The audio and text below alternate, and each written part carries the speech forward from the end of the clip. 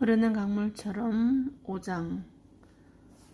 위를 찾는데 걸림돌이 있을 줄은 예상했지만 그게 루비 앨리스 에이커스일 줄은 꿈에도 몰랐다.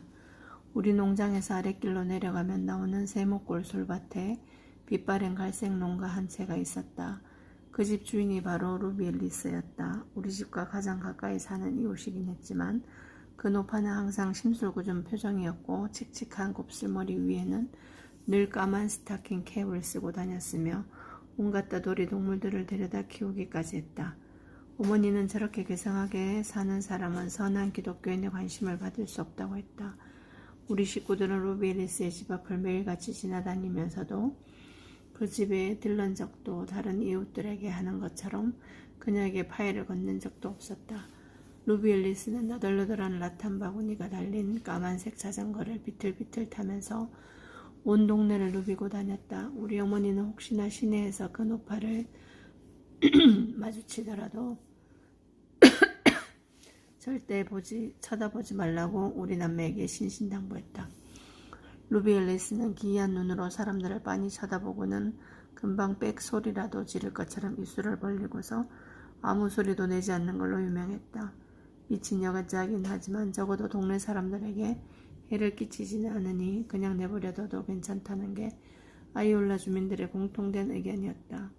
이제는 오그 이모부가 차지해버린 식탁 자리가 아직 어머니의 것이었던 시절, 저녁을 먹다 말고 세스가 눈을 반짝였다. 길 건너에서 자전거를 타고 가던 루비 앨리스가 자기를 보고 윙크를 하기에 돌멩이를 여러 번 집어던졌다는 얘기를 하는 중이었다. 절호의 안타 한 방. 세스가 비스킷을 반쯤 씹다 말고 신나서 자랑하듯 기덕거렸다. 그런데도 그 미친 머틀이 하나도 안 아픈 것처럼 계속 자전거 페달을 밟더라니까. 나는 당연히 어머니가 세스를 꾸짖을 줄 알았다. 이웃에게 폭력을 쓰면 안 된다고, 아니면 최소한 입에 음식을 가득 넣은 채 말하지 말라고 혼낼 줄 알았는데 어머니는 그저 햄을 적당히 작게 잘라 입에 넣을 뿐이었다. 그 여자는 악마야, 세스가 깔깔거렸다. 아빠와 켈 오빠는 뭔가를 기다리는 눈으로 어머니를 바라봤지만 어머니는 여전히 아무 말도 하지 않았다.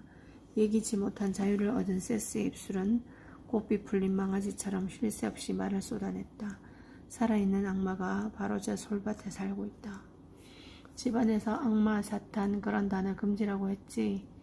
양쪽 검지손가락을 뿔처럼 세워 귀 위에 갖다 대고 방정을 떨던 세스는 결국 어머니에게 한 소리를 듣고 나서야 얌전해졌다. 며칠 뒤 어머니와 함께 메인 스트리트에 나갔다가 자전거를 타고 마주오는 루비 앨리스를 보았다. 나는 정말 그 노파가 사람으로 변장한 사탄일지 궁금했다. 혹시 자세히 보면 변장한 티가 나지 않을까 싶어서 결국 참지 못하고 고개를 들어 쳐다봤다. 악마처럼 못생겼다는 건 틀림없는 사실이었다. 하얗게 새고 윤기 없는 곱슬머리카락이 까만 스타킹 캡 아래로 삐져나와 있었다. 주름진 피부는 창백하다 못해 푸르스름한 빛을 띠었고 한쪽 눈은 얼마나 푹 꺼졌는지 마치 애꾸눈처럼 보일 정도였다.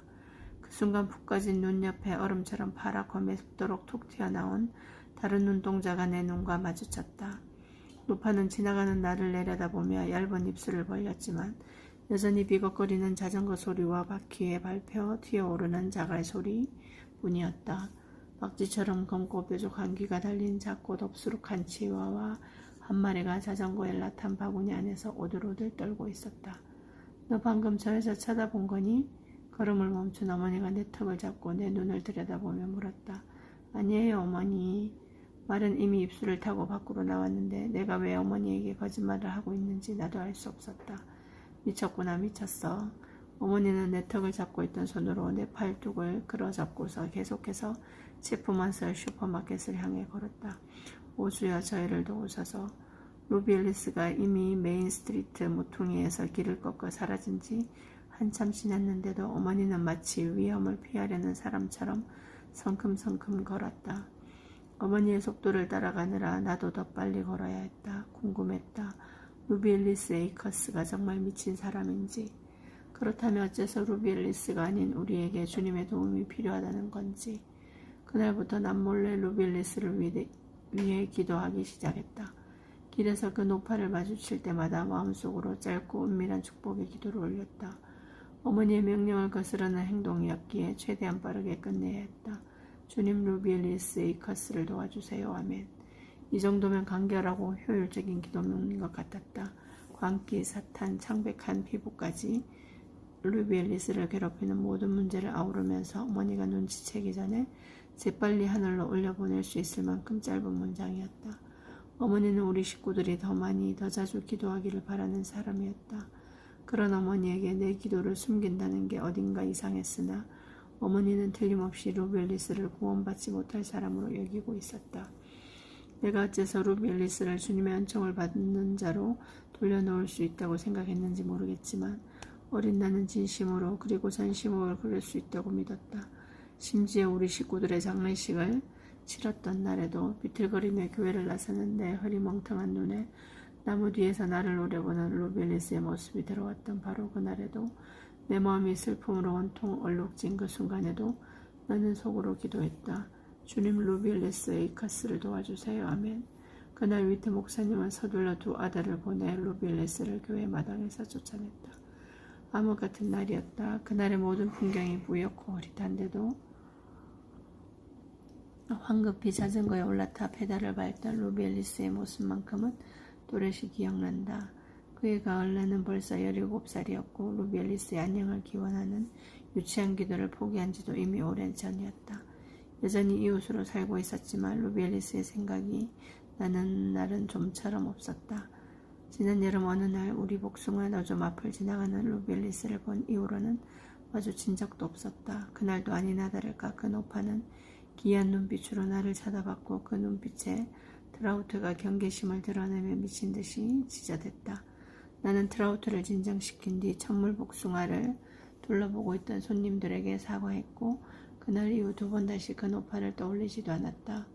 길게 뻗은 진입로를 내려갈 때부터 마을로 연결된 비포장 도로로 꺾을 때까지도 핸들바에 걸쳐놓은 목발이 좌우로 비틀거려 자전거를 모으는 게 쉽지 않았다.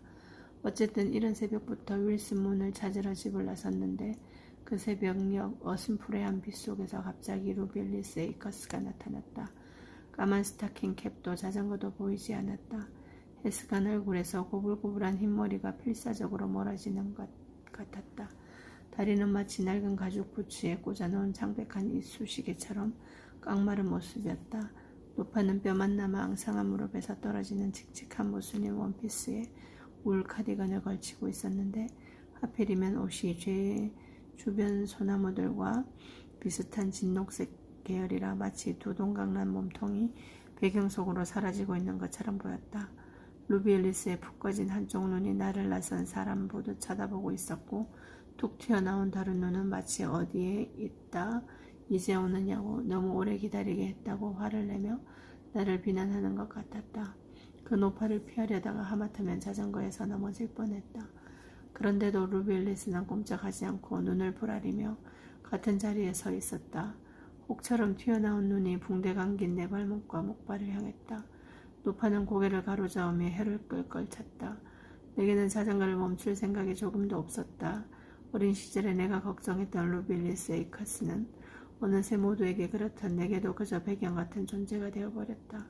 도로에서 소를 보거나 떨어진 나무 조각을 발견하면 을에 피해가는 것처럼 그때 그 노파는 내 길을 가로막는 존재 말 그대로 장애물에 불과했다. 그런 존재인 루비 앨리스가 날 향해 발을 뻗자 소스라치게 놀랄 수밖에 없었다.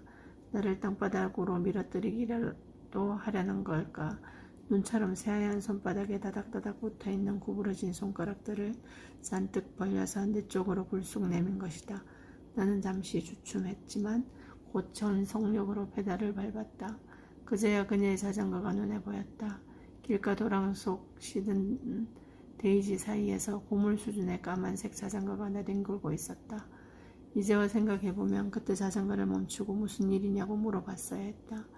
노파에게 도움이 필요할지도 모른다는 생각도 하지 않고 도망치듯 가버린 내가 부끄럽다. 그날 내 머릿속엔 윌슨문을 찾아야 한다는 생각뿐이었다. 나도 그 노파를 떠돌이 개처럼 을에 무시해도 되는 존재로 여기고 있었던 것이다.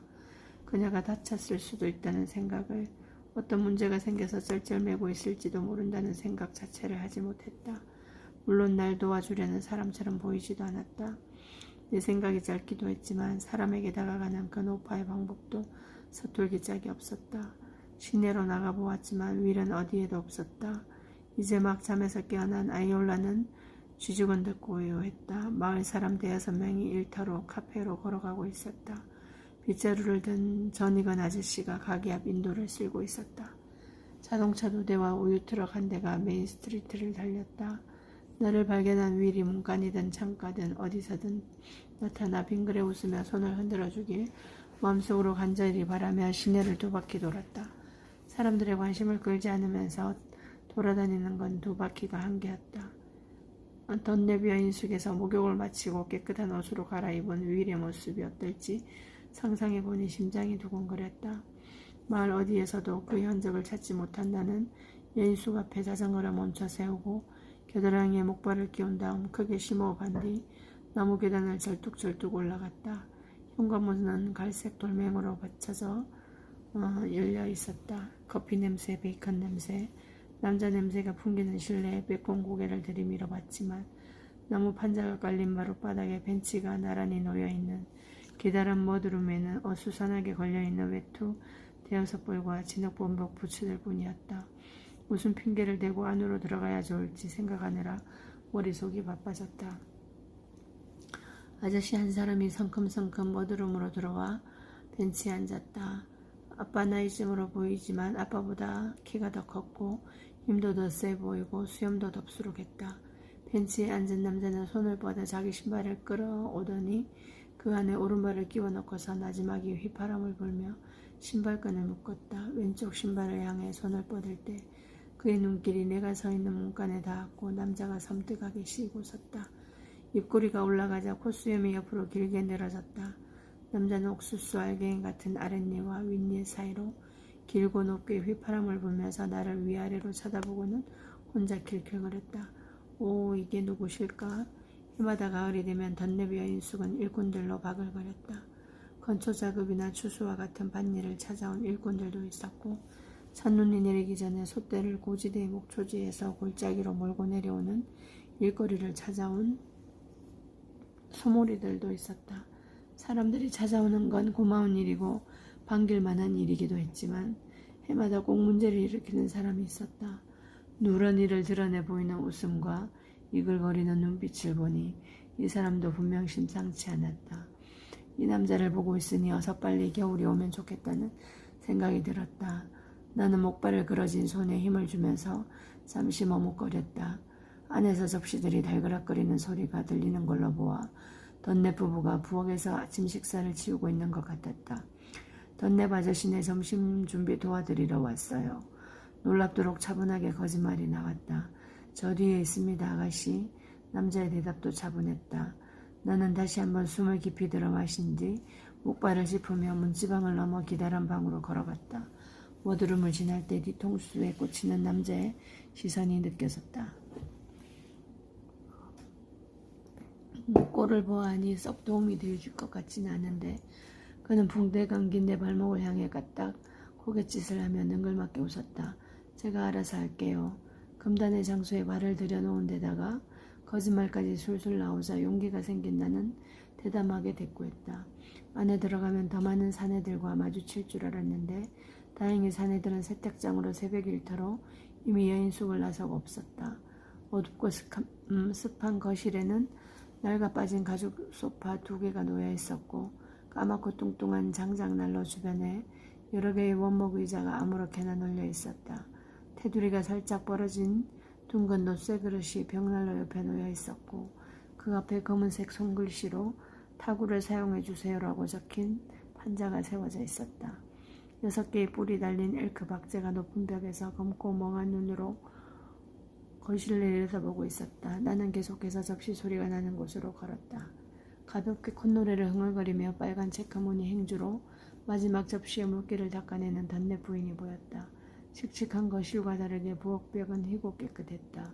동향으로 기다랗게 난 창문이 아침 햇살을 뿜어내고 있었다. 덧내 부인은 피부 뽀얗고 키가 크고 몸매가 종처럼 종처럼 굴곡진 우둥퉁한 여자였다. 부인은 하얀 민무늬면 원피스를 입고 있었고 그 위에다가 목과 허리에 데님 앞치마를 느슨하게 묶고 두르고 있었다. 머리에 둘러맨 남색 손수건이 연갈색 머리카락을 감싸고 있었는데 그 매듭에서 나온 두 갈래 끝이 마치 여분의 귀처럼 튀어나와 있었다.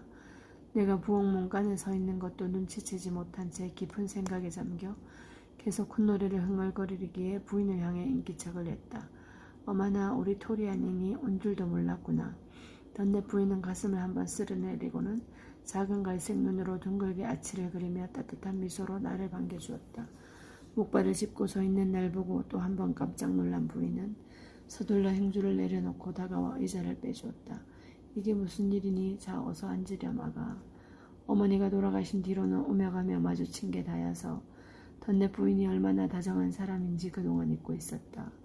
얼굴을 보자 예전에 장례식에 왔던 덧내 부인이 나를 한참 동안 꼭 안아주던 일과 그 후 몇 개월 동안이나 우리 집에 개서롤과 파이를 갖다 주던 게 떠올랐다. 전 괜찮아요. 덧내 아주머니. 의자에 앉은 나는 마룻바닥에 목발을 내려놓으며 대답했다. 살짝 삐끗했어요. 왜 프레리 도구들이 파놓은 땅 구멍 때문에요. 아시잖아요. 오 세상에 알다마다. 부인은 자기 일처럼 안타까워했다. 나도 그런 적이 있단다. 성가신 것들 같으니라고. 많이 아프겠구나. 부인은 내 옆에 있는 의자를 빼서 앉았다. 필요한 게 있으면 뭐든 말해보려무나. 그리고 아가 편하게 밀리 아줌마라고 부르렴. 밀리.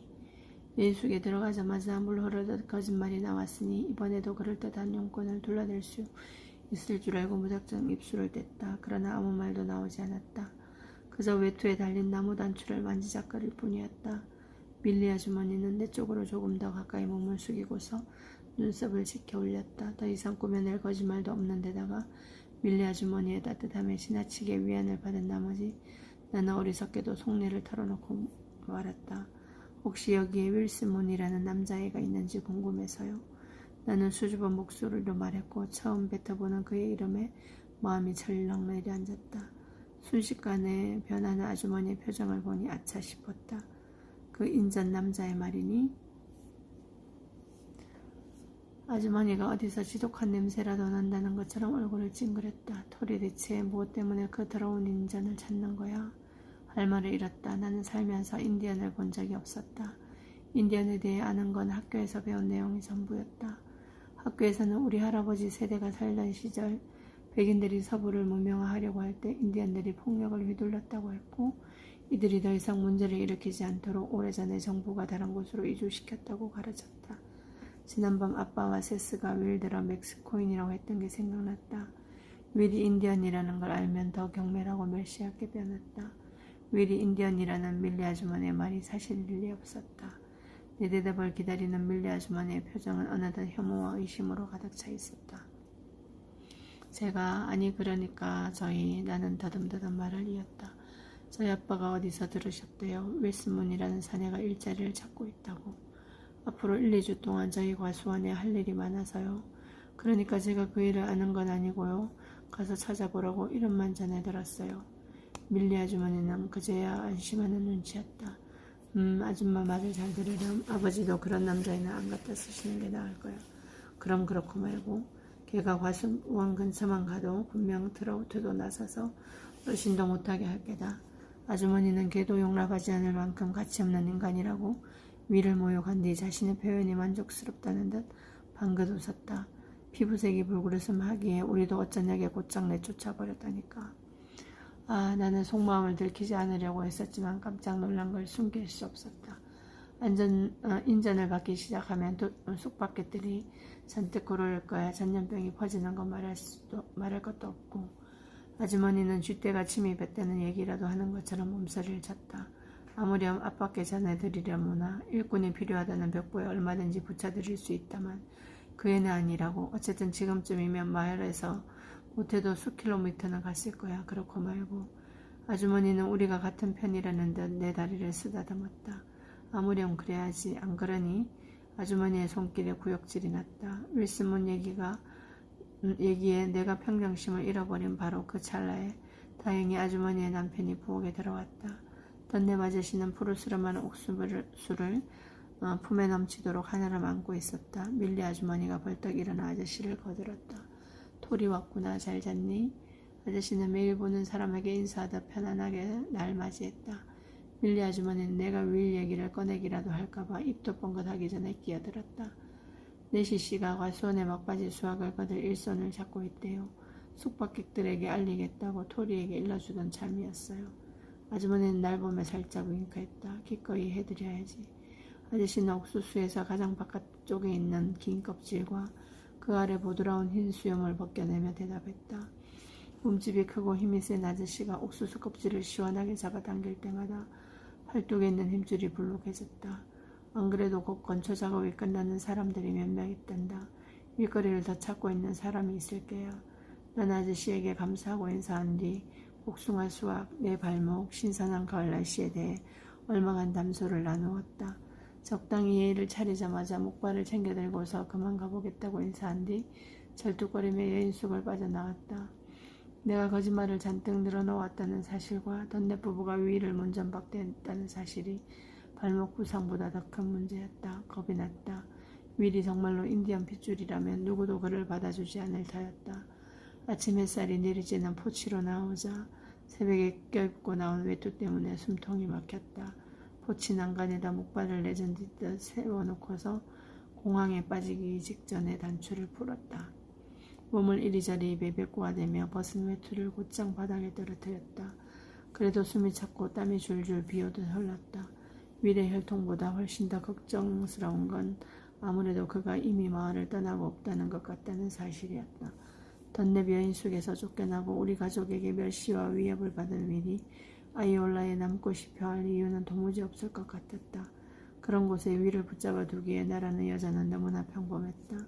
깊은 한숨이 나왔다. 현명하고 현실적이었던 어머니를 떠올리며 마음을 다잡았다. 애초에 말도 안 되는 일이었으니 이제 다 잊겠다고 다짐했다. 윌은 떠났다. 깊고 어두운 윌의 눈동자를 들여다보았던 어제의 내 삶과 오늘의 내 삶이 조금도 다르지 않다고 그렇게 스스로를 다독였다. 그러나 목발을 짚고 자전거로 가는 동안, 자전거를 타고 집으로 향하는 동안 내가 할 수 있는 일이라고는 그저 일시일 수 있다고 믿는 척 연기하는 것뿐이었다. 어제 그의 눈동자에서 내가 본 것은 생각지도 못한 부류의 남자 한 명만이 아니었다. 그 안에는 새로운 내 모습도 있었다. 그리고 나는 그 모습의 나를 포기하고 싶지 않았다.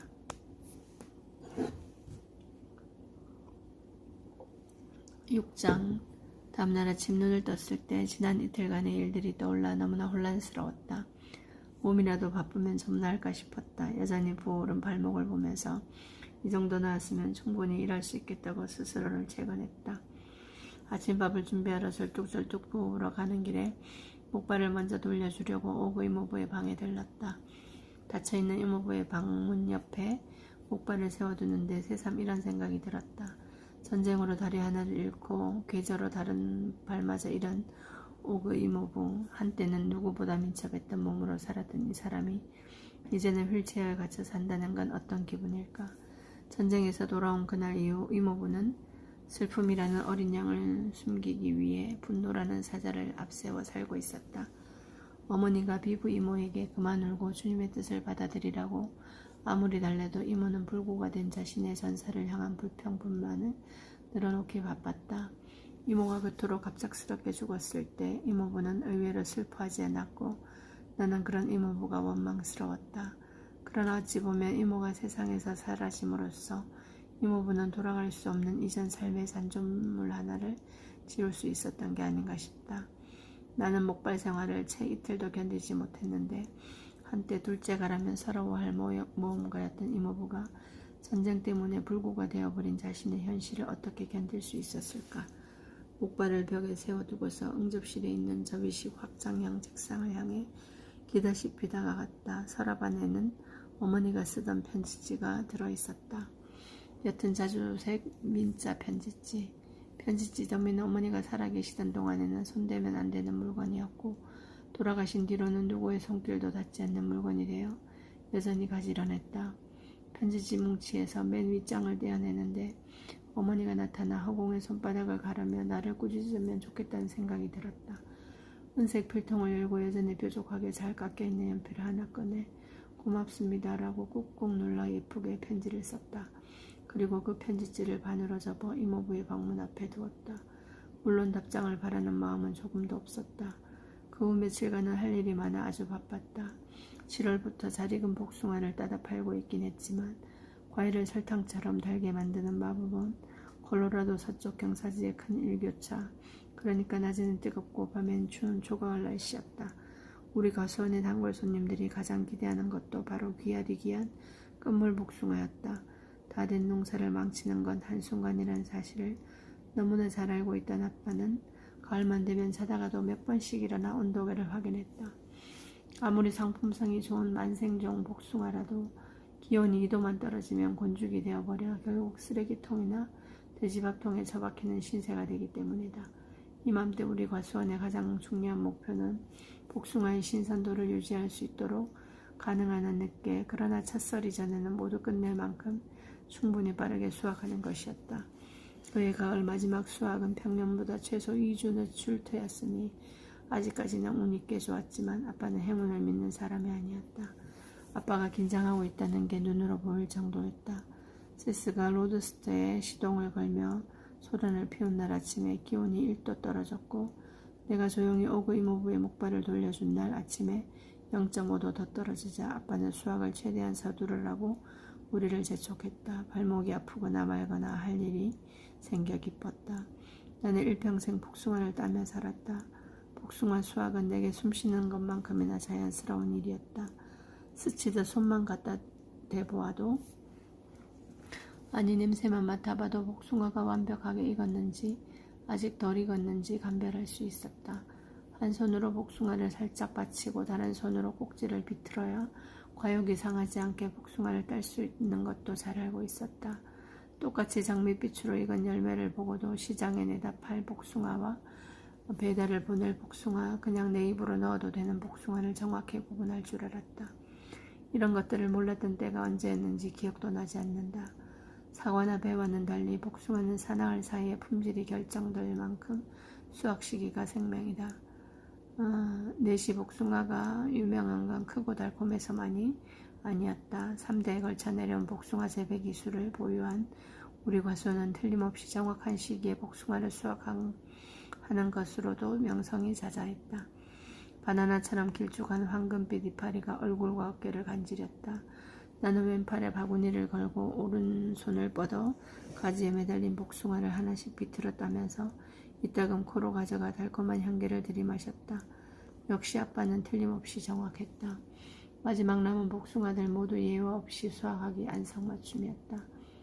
나는 과수원에서 가장 오래된 나무가 모여있는 맨 끝 구역에서 혼자 복숭아를 따기로 했다. 트라우트와 함께 있는 아빠는 비교적 어린 나무가 모여있는 헛강 근처 구역을 담당했다. 세스는 개울가를 따라 줄지은 나무에서 열매를 수확하기로 했다. 오전 중에는 홀든, 챗, 레이, 오클리 삼형제가 일손을 거들러 왔다. 알아주는 골통 삼형제가 웬일로 우리 일을 돕겠다고 왔나 싶었다.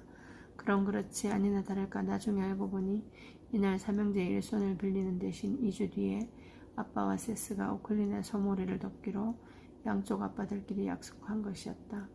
골짜기 위 방목지 있는 솥대를 몰고 엘몬트와 거니슨을 거쳐 아이올라 외곽에 있는 목장까지 가는 이틀은 좋게 걸릴 일이었다.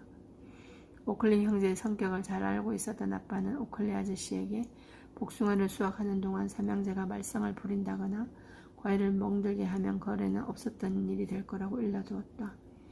물론 삼형제가 과수원 동쪽에 있는 세스에게 합류한 채 2분이 지나지 않아서 럭키 스트라이크 냄새가 퍼졌고 욕을 주거니 받거니 하면서 서로 놀려대는 소리가 들렸다. 너무 멀리 떨어져서 들리지 않았던 건지 아니면 일손이 절박했던 건지 아빠는 아무 말도 없었다. 누가 말하지 않아도 정오는 점심시간이었다.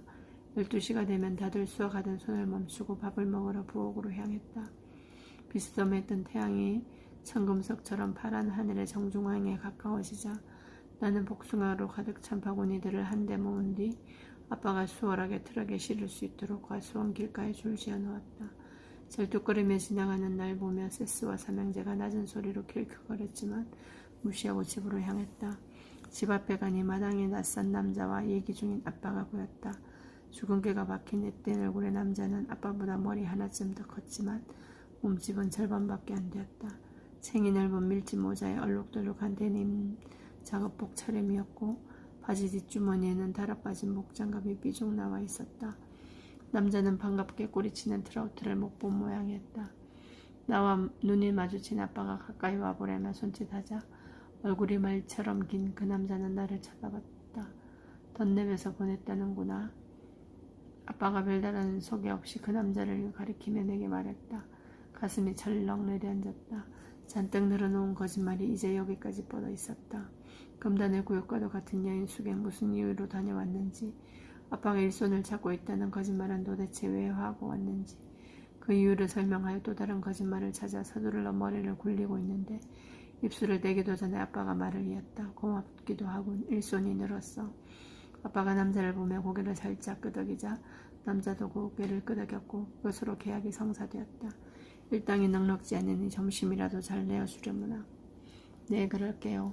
나는 안도의 숨을 길게 내쉬며 남자를 향해 살짝 미소 지었지만 남자 입꼬리는 미동도 없었다.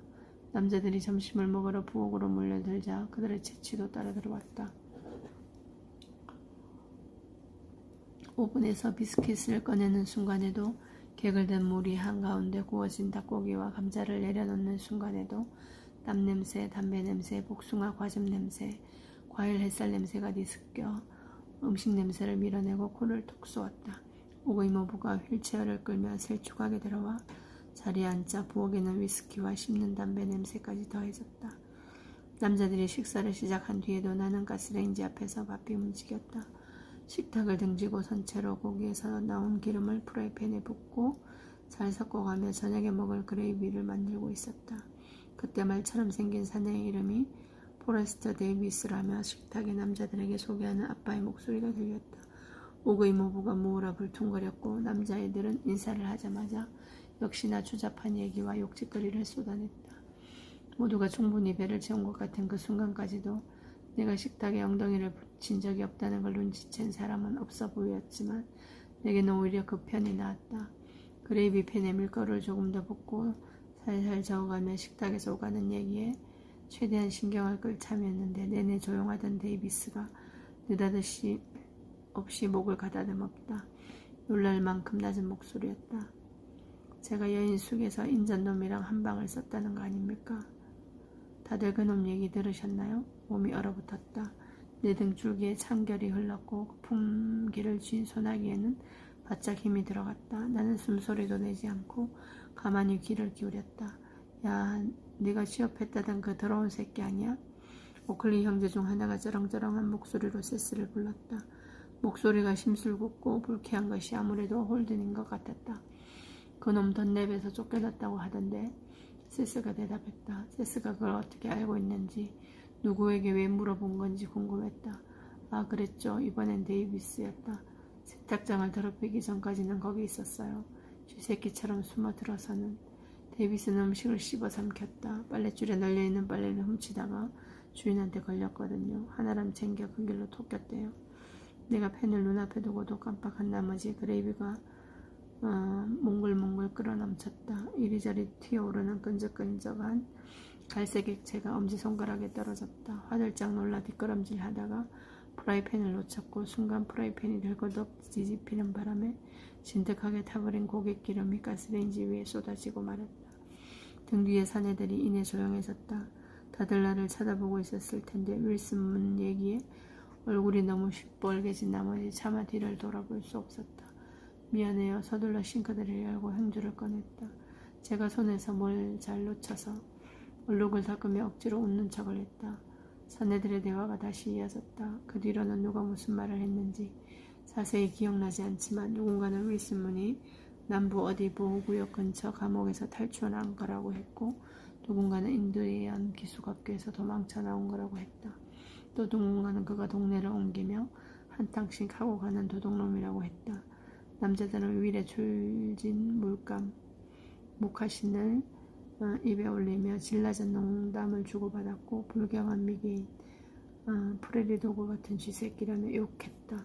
떠난 지 한참 됐을 겁니다. 내가 알기로는 그래요.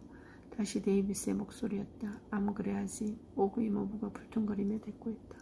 빌어먹을 새끼 세스였다. 한 번만 더 내 눈에 띄었다가는 그 붉은 새끼 그냥 확 죽여버려야지. 그만. 아빠가 처음으로 목소리를 높였다. 뒤미처 접시 위에 수저를 내려놓고 식탁 뒤로 의자를 밀어내는 소리가 들렸다.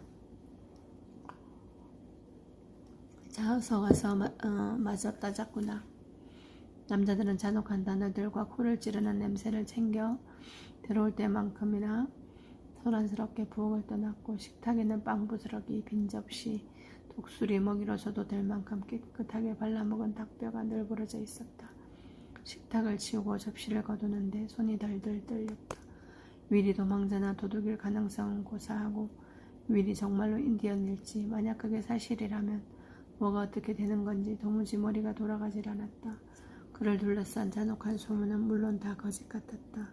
그러나 그 남자가 매력적이고 신비롭고 나를 깃털처럼 가볍게 안아옮길 만큼 강인하다는 것 외에 내가 그에 대해 정말로 아는 게 있기나 한 걸까. 아픈 발목을 쉬게 하려고 한 발로 선 채 싱크대에 물을 받아 설거지를 하면서 나는 윌에게 안겨 있을 때의 느낌을 떠올려 보았다. 다정하지만 뭔가를 꿰뚫어보는 듯한 그의 눈동자. 그 눈동자를 들여보던 순간에 곱씹었다. 내게는 분명 탄차를 타고 여기에 왔다고 말했는데 도대체 누구의 말이 진실이고 누구의 말이 거짓인지 알고 싶었다.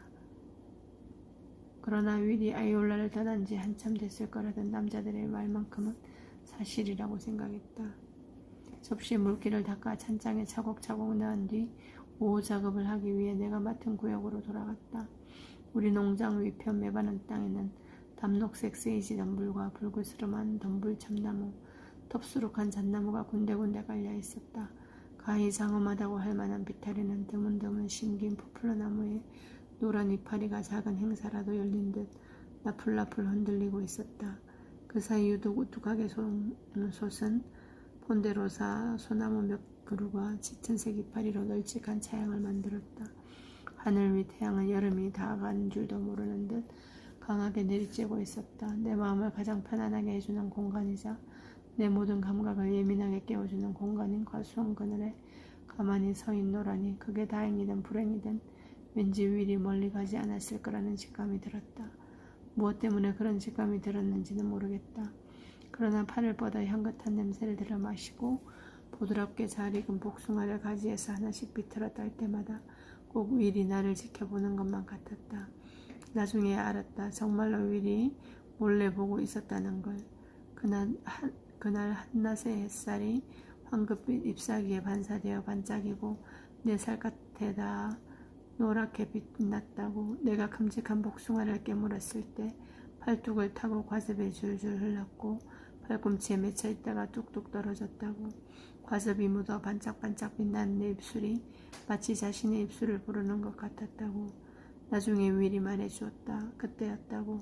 그때 자기가 나를 사랑하고 있다는 걸 깨달았다고 그랬다. 내가 복숭아를 크게 한 입씩 베어물 때마다 자기가 숨어있는 줄도 모르고 내가 덥수룩한 나무 사이로 툭툭 눈길을 던질 때마다 나를 사랑하는 마음이 더욱 깊어졌다고 윌은 말했다. 정신없이 일하다 보면 윌에 대한 생각을 떨쳐낼 수 있으려나 했지만 헛된 기대였다. 오후 내도록 과수원에서 조용히 일하고 있자니 오히려 끊임없이 생각날 뿐이었다. 생각에 푹 빠져 있어서인지 해도 금세 저물었다. 저녁 준비를 하러 부엌으로 가기에 앞서 마지막 바구니를 채우고 있는데 갑자기 왼편에서 바스락거리는 소리가 들렸다. 소리에 화들짝 놀란 나머지 바구니를 약간 기울이는 바람에 복숭아 몇 개가 떨어져 풀밭으로 굴러가 버렸다. 바스락거리는 소리가 점점 더 가까워졌다. 줄지은 나무들 사이에 나 있는 풀밭길이 아니라 나무들 사이로 과수원을 가로질러 오면서 가지를 밀어내는 소리였다. 머리로는 사슴이겠거니 하면서도 마음으로는 윌이 길을 빌었다. 무성한 이파리 사이로 드넓은 어깨를 하나씩 들이밀며 말없이 내 앞에 서는 윌을 상상했다. 모든 걸 다 알고 있다는 듯 환히 웃으며 복숭아를 달라는 듯 손바닥을 내미는 윌을. 그러나 사실 복숭아가 아니라 내 손을 기대하고 있을 윌을. 내가 있던 곳에서 6미터도 안 떨어진 두둑에서 갑자기 튀어나온 건 윌도 사슴도 아닌 포레스터 데이비스였다. 발걸음이 얼마나 단호한지 등골이 오싹할 정도였다. 포레스터 데이비스는 어떤 목적 있는 사람처럼 뭔가에 집중한 모습이었다. 아니 그래도 그렇지 설령 중요한 목적이 있다고 하더라도 나무를 비집고 다닐 게 아니라 널리고 널린 과수원 농로로 걸어도 될 일이었다. 데이비스가 걸음을 멈추고 내 건너편 두둑에 심긴 나무를 올려다 보았다. 그의 손에는 목장갑이 끼어져 있었고 바구니는 들려있지 않았다. 아빠는 잘 익은 복숭아를 따려면 시각과 후각만큼이나 촉각이 중요한 역할을 한다며 장갑을 끼지 못하게 하는 사람이었다. 시간이 촉박해서 아빠가 설명을 생략한 걸까? 신출내기 일꾼이라 데이비스가 서툰 걸까? 데이비스는 초조한 사람처럼 발을 바삐 움직이고 있었다. 밀짚 모자에 달린 끈은 목을 가로질러 등 뒤로 늘어져 있었고 양쪽 끈에 달린 큼직한 밀짚 모자가 등 뒤에서 대롱대롱 매달려 있었다. 내가 있던 두둑까지 다가와 아래를 이리저리 살피는데 모자를 안 쓰고 있으니 이마가 훨씬 넓고 도드라져 보였다. 광대는 불뚝 솟고 주근깨는 빼곡하고 턱은 길고 뾰족한 게 안 그래도 말상인데 이마까지 드러나니 말 같은 특징이 한층 더 도드라졌다. 나는 어리석게도 그가 나를 못 보고 가길 바라면서 꼼짝도 하지 않고 가만히 있었다. 당연히 그는 나를 보았고 보자마자 화들짝 놀랐다. 아주 잠깐 우리는 서로 마주 보았다. 데이비스는 토끼라도 보았는지 내 뒤 어딘가를 멍하니 바라보았고 이내 기다란 목을 쭉 뻗고 좌우를 살피더니 갑자기 몸통을 돌렸다. 그렇게 그는 멀대 같은 팔다리를 움직이기 시작하더니 두 줄로 늘어선 나무 사이를 빼곡히 채운 무성한 가지를 밀치며 사라졌다. 내 귀에 소리가 닿지 않을 때까지 그는 멈추고 바스락거리기를 반복하며 앞으로 걸어갔다. 데이비스는 위를 잡고 있었던 것이다. 틀림없었다. 오후에 산들바람이 서늘한 것도 있었지만 낯선 사람의 짧지만 강렬한 시선 때문에 온몸이 떨렸다. 위를 쫓는 사람은 데이비스 하나가 아니었다. 다음날 찬바람 부는 새벽녘에 아빠와 세스를 도와 마을에 배달을 나갔는데 제프먼스의 앞에 붙은 전단 2장이 눈에 띄었다. 이름이나 범행 내용에 관한 구체적인 언급은 없었지만 똑같은 손글씨로 작성되어 입구 양옆에 붙어있는 수배 전단을 읽어보니 위를 잡아오라고 써둔 것이나 다름없었다. 도둑 수배 중 갈색 피부, 검은 머리카락, 위험인물, 현상금 $20 마틴델. 에즈라 마틴델은 아이올라에서 보안관 같은 역할을 하는 사람이었다. 그의 할아버지는 거의 70년 전 메인스트리트에 처음으로 집이라고 할 만한 건물을 지은 사람들 중 한 명이었는데 그 가족 전체가 널따란 현관앞 포치에 앉아 마을에서 일어나는 일들을 주시했다고 한다. 그 이상의 자격은 없었지만 에즈라의 아버지 엘버트는 거니슨 카운티 보안관 부서의 대리인이 되었다. 그리고 엘버트가 죽은 뒤에는 에즈라가 그 배지와 함께 거만함까지 물려받았다. 1942년 아이올라에 전화가 보급되자 에즈라의 주된 임무는 마을에 문제가 발생한 것 같을 때 진짜 경관들이 도착하는 데 걸리는 30분 동안 라일 보안관에게 전화를 걸어 질서를 유지하는 것이 되었다. 뜬 소문과 어측 때문에 그저 바람에 날아가 버렸을지도 모를 옷 몇 벌 때문에 에즈라 마틴델 같은 사람이 윌에게 현상금을 내건다는 사실에 너무나 화가 났다. 더 큰 문제는 그 수배 전단을 본 세스가 마치 기다리고 있었다는 듯 힘차게 휘파람을 불었다는 것이다. 비열한 손가락을 전단지에 갖다 대고서 현상금이라는 글자를 툭툭 두드리며 나를 쏘아보는 표정은 더 끔찍했다. 야 두고 봐. 세스가 능글맞게 해죽댔다. 저 $20 내가 따내고 만다.